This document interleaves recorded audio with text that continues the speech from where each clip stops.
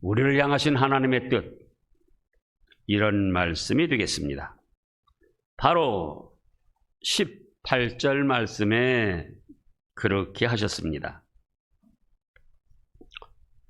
본문의 말씀을 우리가 익히 알고 있습니다. 처음 교회 나오시는 분들도 대략 이런 말씀은 알고 있죠. 그러나 알고 있는 것이 중요한 것이 아니고 우리 현실의 삶에서 이런 말씀들을 그대로 순종하고 이루어 가고 있는가, 이것이 더 중요합니다. 우리 하나님께서도 같은 사건의 같은 말씀들을 성경 66권에 여러 번 반복적으로 거듭거듭 말씀을 하셨습니다. 예를 들면은 모세 오경에서 출애굽기, 레위기, 민수기, 신명기를 보신 분들은 아실 거예요. 같은 사건, 같은 말씀들을 계속 반복적으로 하신 거예요. 또 사무엘상하, 여호수아 또는 열왕기상하, 역대상하 다 뭡니까?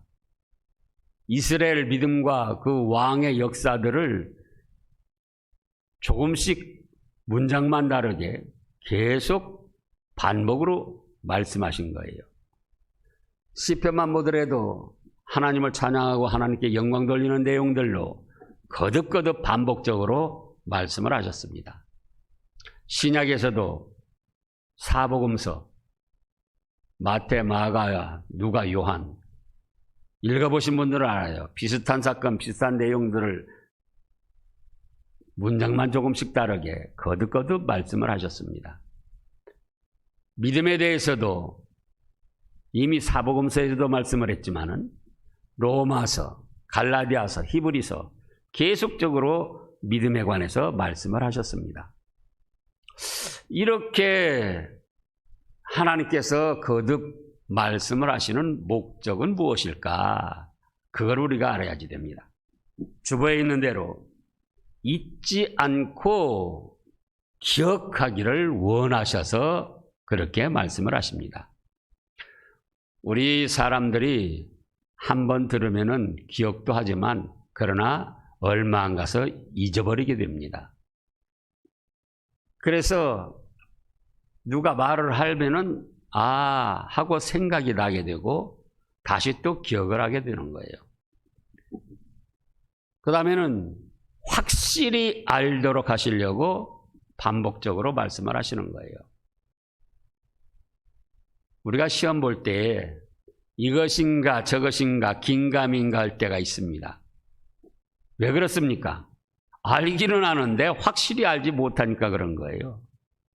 최초의 범죄자 아담과 하와가 왜 마귀의 시험에 넘어가서 범죄를 했습니까?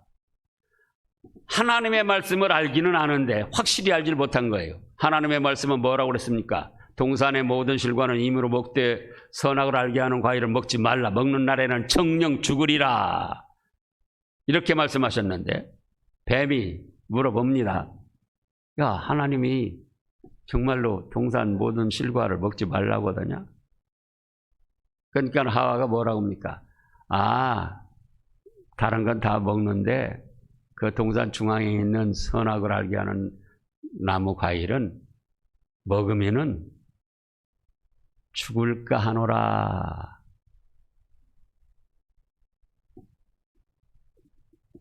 자, 거기 한번 찾아보시자고요. 창세기 3장.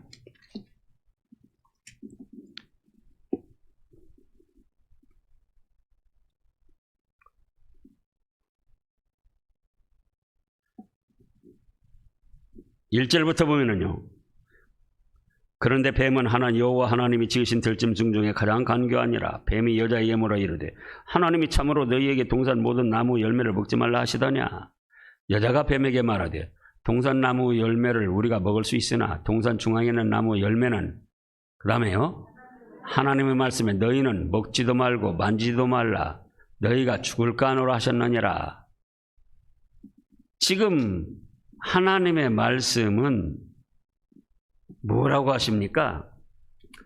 2장 16절부터 보면은요. 여호와 하나님이 그 사람에게 명하여 이르시되 동산 각종 나무의 열매는 네가 임으로 먹되 선악을 알게 하는 나무는 열매는 먹지 말라. 네가 먹는 날에는 반드시 죽으리라. 반드시 죽으리라고 그랬는데 지금 3장 3절에 와서 하와가 뭐라고 합니까? 동산 중앙에 있는 나무 열매는 하나님의 말씀을 좀 알긴 알아요. 너희는 먹지도 말고 만지지도 말라. 너희가 죽을까 하노라. 반드시 죽으리라고 하신 말씀을 죽을까 하노라. 알기는 하는데 확실히 알지를 못해요. 그러니까 마귀 뱀이 옳다 됐다 하고는 아니야. 그것을 먹는 날에는 너희 눈이 밝아져가지고 하나님 같이 되기 때문에 그래서 하나님이 못 먹게 한 거야. 먹어봐. 그래서 우리가 한 번, 두 번 들어가지고는 기억을 할 수가 없고 또 기억을 해도 확실히 알지를 못합니다. 그래서 하나님께서도 성경 66권에다가 같은 말씀들을 반복적으로 거듭거듭 계시를 하신 겁니다. 그 다음에 그럼 확실히 알면은 그 다음에 뭘 해야죠? 순종하라고. 순종하는데 50%만 순종하고 70%만 순종하고 아니고 100% 순종하기를 원하십니다. 확실히 알 때에 순종을 할 수 있는 거예요. 그러면 100% 순종하면은 그 다음에 항상 그렇게 순종하느냐? 항상 순종하기를 원하십니다. 그래서 같은 말씀을 거듭거듭 선지자들을 통해서 시대와 때를 따라서 말씀을 해 주신 겁니다. 어떤 목사들은 그래요. 나는 한 번 한 설교는 절대로 하지 않는다. 아주 대단한 실력자인 것 같은데 바로 새로운 걸 요구하는 성도들의 비율을 맞추는 거짓 싹군 목자입니다. 하나님께서 지금 말씀하신 대로 율법에 대해서도 얼마나 반복적으로 말씀하셨습니까? 구약에서만 아니라 신약에서까지. 그래서 우리가 하나님의 말씀을 들을 때 확실히 기억하려고 해야지 되고 그 다음에는요. 순종하려고 해야지 돼요. 내가 알기는 알지만 순종을 하지 못하니까 또 저 말씀을 주시는구나. 내가 순종을 하지만 100% 하지 못하고 항상 하지 못하니까 또 저 말씀을 주시는구나. 그러면 하나님이 기뻐하셔서 은혜를 베풀어 주십니다. 오늘 본문 말씀을 통해서 살펴보면 첫째로 악으로 악을 갚지 말고 항상 선을 따르라. 15절에 이렇게 말씀하셨습니다. 자, 15절 같이 읽어보시자고요. 삼가 누가 누구에게든지 악으로 악을 갚지 말게 하고 서로 대하든지 모든 사람을 대하든지 항상 선을 따르라. 누가 누구에게든지 악한 일 당했다고 그래서 악한 일로 갚지 말라는 거예요. 서로 대하든지 1대1로 대하든지 모든 사람을 대하든지 어떻게 하라고요? 항상 선을 따르라. 우리가 사실 교회를 안 다니는 사람들도 이런 정도는 알아요.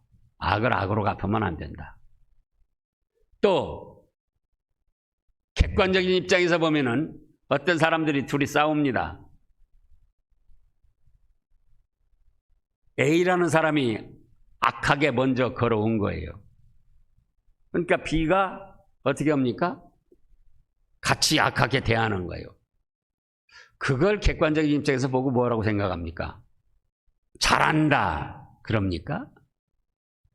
형과 동생이 싸웁니다. 다툽니다. 그러면 우리가 뭐라고 합니까? 형 보고 야, 네가 형이니까 동생들 봐주고 네가 좀 참아라. 동생들한테는 또 뭐라고 합니까? 야, 형한테 내가 그러면 쓰겠니? 그래서 한쪽이 참기를 원하고 참는 쪽을 우리가 어떻게 생각하죠? 더 좋게 생각을 합니다. 근데 막상 자기 자신이 악한 일을 당했다. 그럴 때는 분노를 참지 못하고 악으로 갚으려고 하면서 그것이 정당방위라고 생각하며 서로 대적을 합니다. 남이 할 때는 아이고 그 한쪽이 참으면 될 거를 그러면서 자기가 당했을 때는 참으려고를 안 해요. 그리고 그걸 정당하게 합리화시킨다 그 말씀이에요. 그런데 하나님께서는 뭐라고 하십니까? 삼가 누가 누구에든지 악하게 대했다고 그래서 악으로 갚으려 하지 말라. 1대1 개인적으로나 모든 사람을 대해서나 그리고 항상 선을 따르라. 그럼 선이라는 게 무엇입니까? 바로 하나님과 하나님의 말씀입니다. 부자 청년이 예수님께 나와서 선한 선생님이여 내가 어떻게 영생을 얻으리까 여쭐 때 예수님이 뭐라고 하십니까? 나를 선하다고 하는 것이 무슨 뜻이냐? 무슨 말이냐? 하나님 외에는 선한 분이 없느니라. 그럼 예수님은 선하지 않다는 뜻이 아니고 선의 본체는 바로 하나님 아버지시고 선의 근원이 하나님 아버지시고 선의 덩어리가 하나님 아버지시기 때문에 하나님을 떠나서는 선이라는 게 없다는 거예요. 하나님으로부터 모든 선은 출발한다. 시작이 된다. 그런 뜻입니다. 그래서 여기 선이라고 할 때 세상에 무슨 도덕 윤리법이 선이 아니에요. 그것도 하나님의 말씀에 맞을 때는 선이지만 하나님의 말씀에 맞지 않을 때는 그거는 악입니다. 뭐 방역법이 선한 것이 아니에요. 자치의 무슨 뭐 단체법이 선한 게 아니에요. 그것이 하나님의 말씀에 맞을 때는 방역법이든 자치단체법이든 선한 것이지만 하나님의 말씀에 어긋날 때는 그거는 악한 것들입니다. 여러분들이 뉴스를 봐서 알 거예요. 이번에 서울 수도권 지역 이 코로나 환자들이 급증해가지고 4단계 이 방역법을 합니다. 그런데 다른 건 놔두고 교회를 완전히 비대면 예배를 드리라고 명령을 내렸습니다. 그러니까 거기 몇몇 분 그 목사님들하고 성도들이 법원에다가 이 비대면 예배 효력 정지 가처분 신청을 냈어요. 그래서 이 법원에서 뭐라고 판결이 났느냐 하면은 이 비대면 예배 전부 드리라는 거는 이거는 국민의 기본권을 제한하는 것이다. 안 된다. 거기까지는 좋은데 그래서 20명 이하 19명까지는 드릴 수 있다. 그런데 8칸씩 띄어서 한 사람씩 앉아서 드려라. 그게 무슨 법입니까? 일반 식당에서 8칸 띄어서 앉으라고 그럽니까? 또 작은 교회도 있지만은 수도권 지역에 있는 교회는 몇천 명, 몇만 명씩 모이는 교회들이에요. 예를 들어서 우리 이런 홀에서도 그러면 8칸씩 띄어서 19분만 드려야지 돼요. 그럼 다른 영업장이나 회사나 그런 데도 그렇게 적용하느냐 그 말씀이에요. 저보고 정치적인 얘기를 한다고 뭐라고 하는 분들도 있는데 정치가 교회를 박해하지 않으면 제가 할 말이 없어요. 근데 이렇게 영업장만도 어떤 회사만도 못하게 교회를 대우하고 압박을 하는데 그걸 목사가 돼서 가만히 있는다?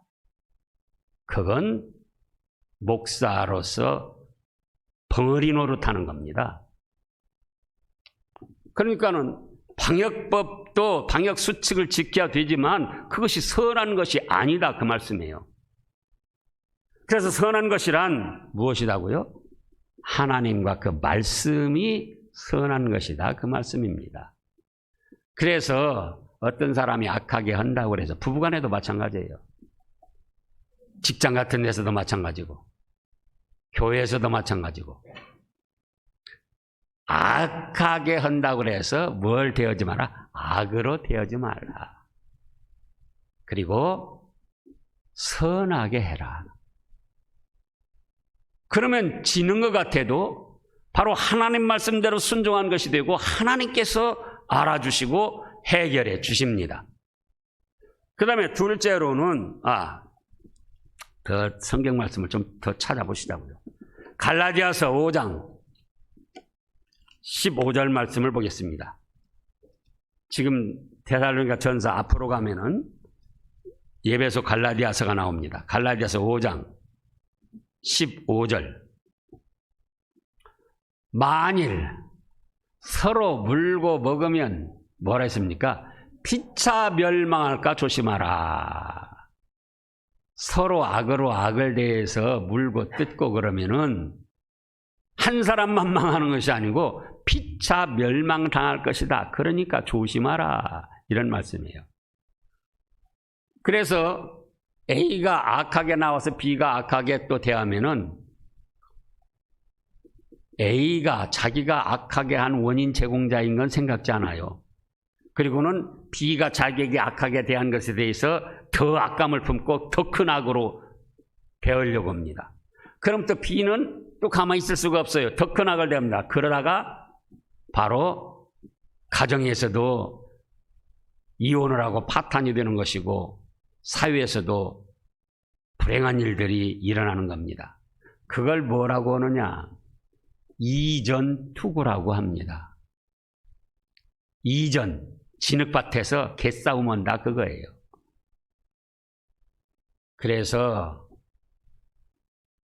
저도 이 말씀을 여러 번 읽고 듣고 생각했지만 다시 저 자신에게 다짐을 했어요. 악한 일에 악으로 대해서는 안 된다. 뭘로 대해야 된다고요? 선으로 대해야 된다. 그 다음에 둘째로는 뭘 하십니까? 항상 기뻐하라 그거예요.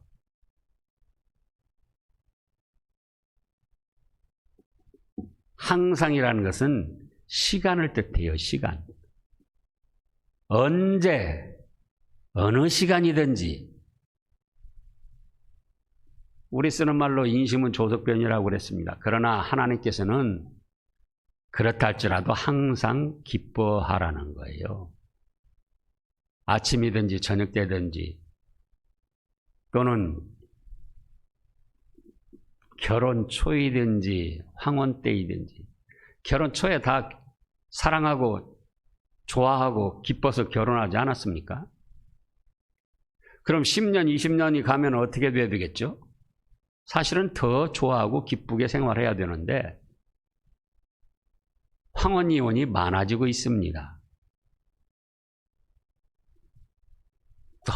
또 우리가 처음에 직장에 취직했을 때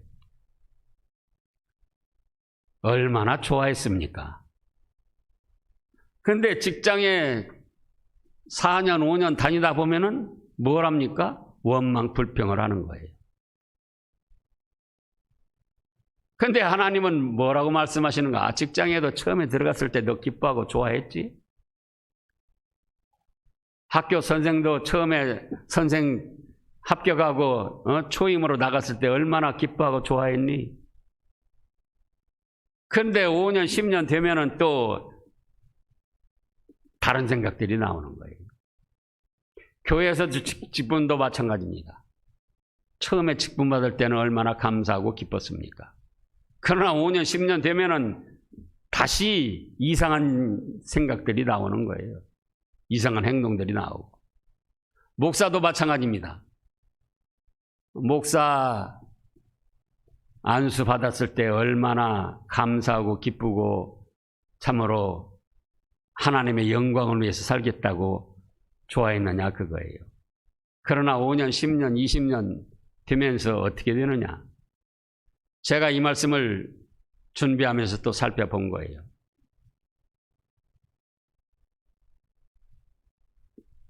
너가 지금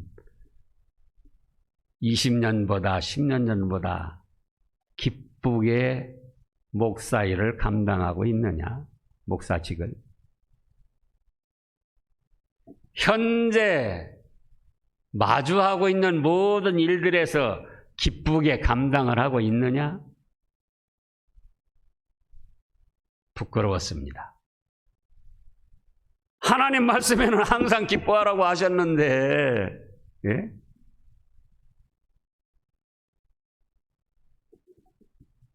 지금 코로나19로 교회도 어려운 교회들이 얼마나 많이 있는데, 그래도 하나님께서 은혜 주시고 우리 장로님들, 권사님들, 집사님들, 성도님들, 예?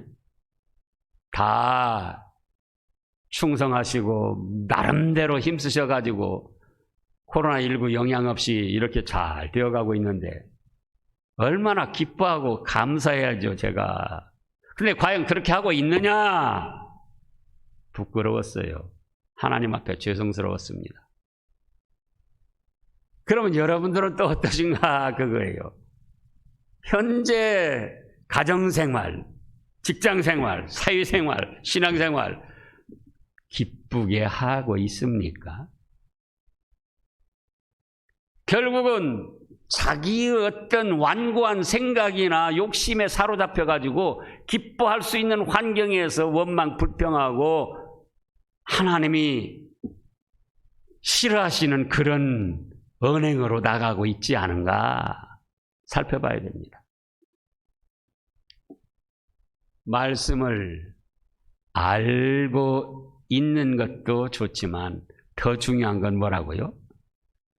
순종하는 것이다. 순종하는 것.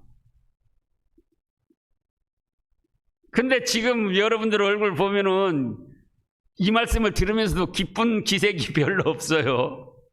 네? 우리가 웃음학 그거 보면은 뭐라고 합니까? 거짓으로라도 웃어도 몸과 마음에 좋은 영향을 끼친다고 그러잖아요. 그런데 지금 하나님이 우리에게 원하시는 뜻이 아침이든지 저녁이든지 슬픈 일을 만났든 기쁜 일을 만났든, 예? 손해를 받든 유익을 받든 관계없이 항상 기뻐하라는 거예요. 욕을 먹었을 때도 기뻐하라. 왜? 욕을 먹어도 잘 참으면은 하나님이 그걸 알아주시고 상을 주셔요. 그러니까 욕을 먹어도 기뻐하는 거예요. 또 인정받았을 때는 인정받은 대로 기뻐하고, 몸이 아픈 때는 또 몸이 아픈 대로 기뻐하고, 몸이 아픈 때는 슬퍼하라, 괴로워라 그렇게 말씀하시지 않았어요. 몸이 아플 때도 하나님이 항상 기뻐하라고 하셨지? 그러니 내가 하나님 말씀을 순종해서 기뻐하자. 야, 이 신경통아, 네가 나를 괴롭혀도 하나님이 나보고 항상 기뻐하라고 그래서 내가 기쁘게 생활하란다. 야, 이 관절염아, 네가 나를 그렇게 슬프고 괴롭게 하려고 그러냐? 근데 우리 하나님은 네가 그렇게 해도 나보고 기뻐하라고 생활하라고 그랬어. 그 자체가 이미 이겨내는 거예요. 네? 그래서 말씀을 알고 있는 거 좋은데 더 중요한 거는 순종하고 이루어 드리느냐 못하느냐 그거예요. 그 다음에 세 번째는 뭐라고 하셨습니까? 쉬지 말고 기도하라. 이 말씀을 잘못 오해를 해가지고 하루 24시간 기도원이나 교회에 틀어박혀가지고 기도만 하라는 것으로 생각할 수가 있는데 그렇지 않습니다. 기도라는 것은 영적 대화요 호흡이라고 했습니다. 그런데 오늘날 많은 그리스도인들이 기도를 통해서 자기 원하는 것, 자기 하고 싶은 말만 하는 거예요. 그거는 하나님이 기뻐하시는 참된 기도가 아니에요. 자, 하나님께 나의 소원을 아뢰고 나의 희망사항을 아뢰고 난 다음에는 과연 하나님이 이 일에 대해서 나에게 원하시는 것은 무엇인가, 그걸 감동받는 시간이 있어야 됩니다. 예를 들어서 자녀들이 찾아와가지고 전화를 하든지, 아버지 어머니 이렇게 해줘요, 이렇게 해줘요. 그리고 전화 끊어버려요. 다른 사람이, 또 학생들, 제자들이 선생님 이렇게 해주고 있었으면 그러면 좋겠어요. 그리고 선생님의 뜻은 무엇인지 알아보지도 않고 딱 끊어버린다, 그거예요. 근데 우리 그리스도인들이 하나님께 기도하는데 이런 식이지 않는가? 그럼 뭐냐? 양방통행, 양방소통이 돼야지 돼요. 나의 필요한 것, 나의 소원, 나의 희망사항을 아뢰었다면은 과연 그 일에 대해서 하나님이 나에게 요구하시는 것은 무엇인가? 그것을 느끼고 감동받는 시간을 가져야 됩니다. 그러면 언제 어디서 무슨 일을 하든 하나님의 은혜를 믿고 의지하며 도우심을 구하는 거예요. 자, 차를 운행합니다. 그럼 우리가 마음속에 기도를 하지요. 하나님, 잘 운행해서 안전하게 도와주세요. 그리고는 하나님의 뜻은 살피지 않고 자기 맘대로 난폭운전을 합니다. 그러면 그게 되겠느냐, 그거예요. 안전운행을 하고 저 안전하게 해달라고 하나님께 기도를 드렸으면 하나님의 뜻은 무엇이죠? 그래, 그러면 교통법규도 잘 지키고 너 난폭운전하지 말고 과속하지 말어. 그게 하나님의 뜻이에요. 부부간에 다툼이 일어났습니다. 어떤 못된 사람은 그러는 거예요. 저 남편을 찍소리 못하게 좀 혼 좀 내주세요. 그게 과연 하나님 앞에 상달되는 기도가 되겠느냐, 그거예요. 그래서 남편하고 다투면 그냥 하나님, 우리 가정에 다툼이 없이 평화가 있게 해주시옵소서. 그러면 이제 그 다음에 하나님이 뭐라고 하시는가, 그 감동을 받고 하나님의 뜻을 느낌을 받아야 된다, 그거예요. 그럼 하나님은 뭐라고 하시겠죠? 네가 참아라. 남편 보고 뭐라고 하지 말고 네가 참아라. 또 아내 보고 뭐라고 하지 말고 네가 참아라. 그래서 하나님이 그 사건, 그 일에 대해서 나에게 요구하시는 것이 무엇인가, 그 느낌을 받고 감동을 받고 서로 주고받고 그대로 이루어나가는 그것이 바로 참된 기도고, 언제 어디서 무엇을 하든 하나님을 믿고 의지하며 도우심을 구하고 또 그 사건, 그 일을, 그 현실에서 하나님이 나에게 요구하시는 건 무엇인가, 그걸 받아서 이루어드리는 것이, 그것이 쉬지 않고 기도하는 사람의 참된 자세다, 그거예요.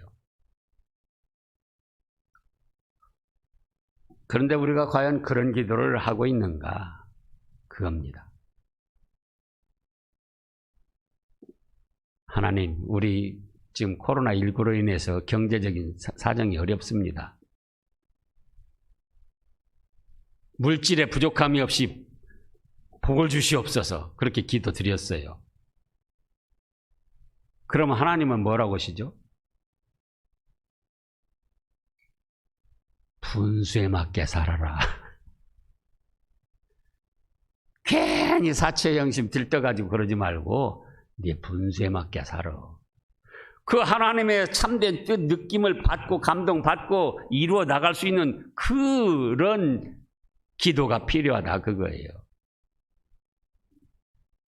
그래서 어떤 일, 어떤 때든지 하나님을 믿고 의지하며 도우심을 구하고 그 일에 대해서 하나님의 나에게 요구하시는 뜻은 무엇인가 그거를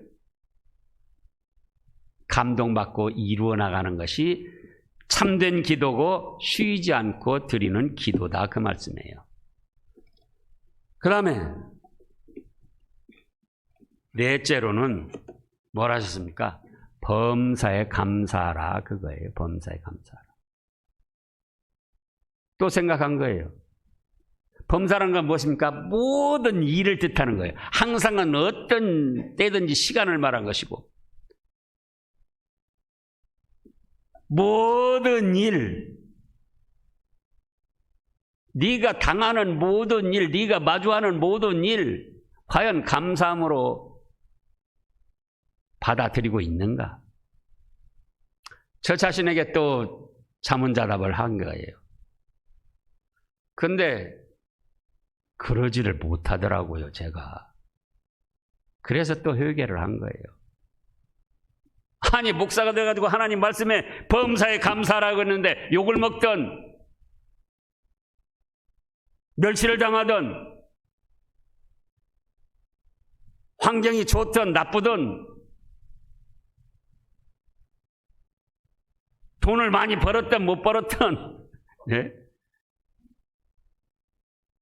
마음에 원하는 대로 이루어지든 안 이루어지든 항상 기뻐하고 범사에 감사하라고 하셨는데 과연 목사가 돼가지고 말씀을 전하면서 범사에 감사하고 있는가? 역시 죄송스럽고 부끄러웠어요.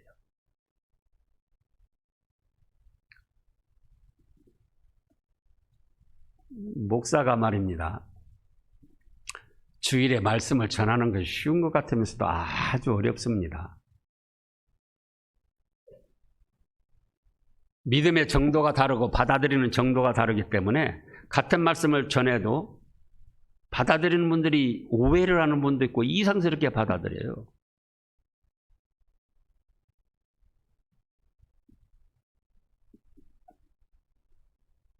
저는 그렇지 않으려고 힘을 쓰지만은 심약한 목사님들은 또 오늘 말씀을 전하면 무슨 트집을 잡을까? 그러면서 두려워가지고 병 걸린 사람도 있어요.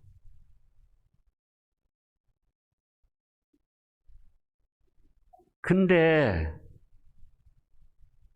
우리 사랑하는 교우들 늘 보고 싶기도 하지만은 주일에 이렇게 한 번씩 마주보면서 함께 찬양하고 함께 기도하고 함께 하나님의 말씀으로 권면받고 얼마나 감사한 일이냐 그거예요. 감사드리면서 이 목사 직임을 감당하고 있는가? 여러분들도 마찬가지예요. 아내로서 감사드리며 가정일을 돌보고 남편으로서 감사드리고 또 교회 직분자로서 감사드리고 직장인으로서 감사드리고 범사에 감사하라고 하셨는데 그 말씀 우리가 너무나도 잘 알고 있잖아요. 알고 있으면 뭡니까?